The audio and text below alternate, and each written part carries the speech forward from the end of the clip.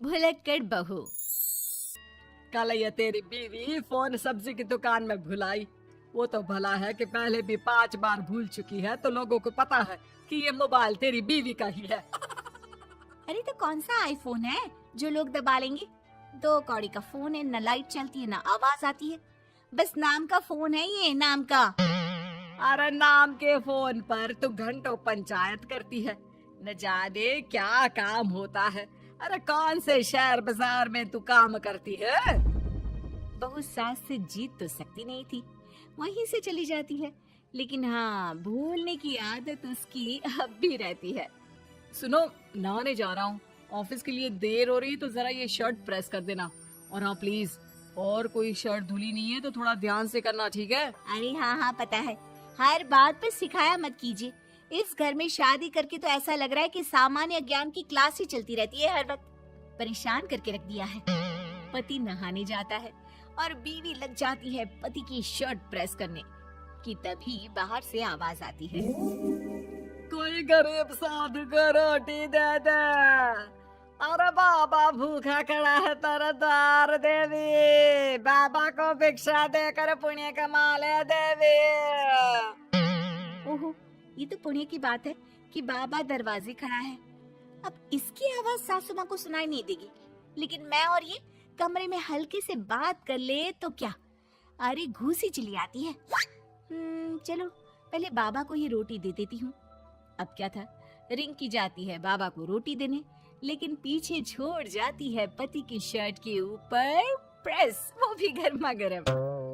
अरे बाबा रोटी तो ले लो, बस ये बता दो कि मेरी किस्मत कब जगेगी। ससुराल में हालात टेबल टेनिस के बॉल की तरह हो गए हैं। कभी कोई इधर फेंकता है तो कभी कोई उधर फेंकता है, कोई इधर मारकर उधर फेंक देता है। समझ में ही नहीं आ रहा कि ये भूलने की आदत कैसे ठीक होगी। कोई उपाय हो तो बता दो ना बाबा। बाबा घर के अंदर देखते हैं तो 1 घंटे बाद टीवी पर गजनी फिल्म शुरू होने वाली होती है। याद है ना, गजनी फिल्म जिसमें आमिर खान को भूलने की बीमारी होती है और वो हर बात को लिख कर याद रखता है। अरे बेटे, हम बाबा हैं, हर किसी सवाल और जीवन में दुख परेशानी का निजात है हमारे पास। तुम एक काम करो, 1 घंटे बाद टेलीविजन के सामने बैठ जाना और जो फिल्म देख रही हो ना देख लेना, तुम्हें तुम्हारे सारे सवालों के जवाब मिल जाएंगे। अलग निरंजन, निकालो खाना, सलाह देने की दक्षिणा भी। अरे बाबा, जीवन से ये वाली समस्या खत्म हो जाए तो समझिए मेरे घर से आपका लंच पैक शुरू, वो भी बिल्कुल फ्री में। तभी अंदर से पति के जोर जोर से चीखने की आवाज आती है। अरे क्या मजाक बना रखा है तुमने? ये क्या है, पूरी शर्ट जला दी। तंग आ गया हूँ मैं तुम्हारी भूलने की आदत से। हे भगवान, ये मेरा गधा जैसा बेटा सारा दिन जितनी कमाई नहीं करता उतना तो ये लड़की नुकसान करवा देती है। बाबा, लग रहा है कि कोई कांड हो गया है अंदर मुझसे। अच्छा मैं ना 1 घंटे बाद बैठ जाऊंगी फिल्म देखने, विदा लीजिए अब तो आप।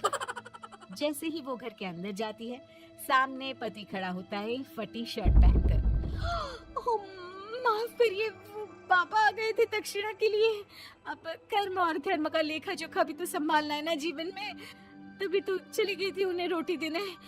वैसे खुशी की बात है, बाबा ने कहा है कि 1 घंटे बाद टीवी देखना है और टीवी देखते ही मेरी ये बीमारी का निजात निकल जाएगा।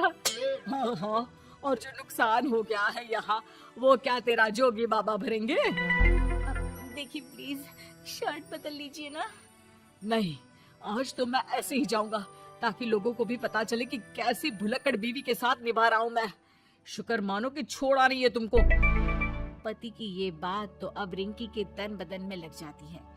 वो सोच लेती है कि अब किसी भी हालत में वो अपनी ये भुलक्कड़पन की बीमारी को खत्म करेगी। फिर क्या था, पति तो फटी शर्ट पहनकर चला जाता है और 1 घंटे बाद बहू कमरे में सो रही होती है कि सास आ जाती है। अरे भुलक्कड़, तुझे तो फर्क नहीं पड़ता, लेकिन हम लोग परेशान हो चुके हैं। जा, तेरा बाबा बोल रहा था ना 1 घंटे बाद टीवी देखना, तो जा देख, क्या पता कुछ सुधार हो जाए। बहू टीवी खोलती है तो सामने चल रही होती है गजनी फिल्म, जिसमें आमिर खान शरीर में या दीवार में लिखकर अपनी चीजों को याद रखता था। तेरी, वाह, ये तो सच में बड़ा सही आइडिया है। इससे मुझे याद रहेगा कि क्या करना है और क्या नहीं। अब तो मैं भी सब सीख लिया करूंगी। वो टीवी बंद करके किचन में जाती है कि सास की आवाज आती है। अरे तेरी बुआ सास आ रही है, खाना बना लेना उसके लिए भी। जी माँ जी, बिल्कुल बना लूंगी। और सुन, वो कल वाला जो आटा बचा था ना, उसकी 2 रोटी बुआ सास के लिए बना देना। आटा पड़ा पड़ा खराब ही हो रहा है। बहू फटाफट रोटी बनाती है, लेकिन तभी उसे ध्यान आता है कि बुआ सास की रोटी तो पुराने आटे से बनानी थी।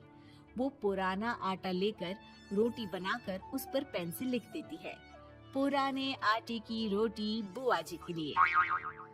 अरे क्या बन रहा है खाने में? भाभी, आपकी बहू की क्या हाल है? भूलने की बीमारी कम हुई या ऐसे ही तबाही मचा रखी है? अरे क्या बताए, अब आज किसी बाबा से उपाय पता किया है, देखो जरा। भाभी, ये आप ही हो जो संभाल रही हो ऐसी बहू। हम लोगों से तो पता नहीं हो पाता या नहीं। तभी वहाँ बहू आ जाती है। हाँ, तभी तो मैं इनकी बहू हूँ, आपकी नहीं। वैसे मैंने तोड़ निकाल लिया है। अब क्या था, बुआ सास जैसे ही खाना खाने बैठती है कि सास बोल पड़ती है। बहू, याद तो होगा नहीं जो बोला था? याद करो, बुआ के लिए कौन सी रोटी बनानी है, कहा था ना मैंने। जी, सब याद है, सब कुछ, ये लीजिए। लेकिन जैसे ही बुआ सास की रोटी उनकी प्लेट में आती है, वो जोर जोर से चिल्लाने लगती है। अच्छा, तो ये टोटका बताया है तेरे बाबा ने, जो कुछ भूलो लिख लो, क्यों? बहू को लगता है कि बुआ सास तारीफ कर रही है। अब क्या करे, याद रखने के लिए कुछ न कुछ तो करना होगा ना, वरना रोज रोज ताने बोलियां खा खा कर तो मैं परेशान हो गई थी। तो क्या कहा तेरी सास ने? बासी आटे की रोटी बुआ सास के लिए? है? बाबा, अरे हाय, कैसी बात कर रही हो ननद रानी, मैं ऐसा क्यों बोलूंगी?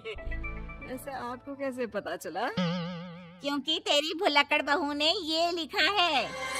बहू सबके सामने वो रोटी रख देती है जिसमें लिखा होता है, बुआ सास की रोटी बासी आटे की।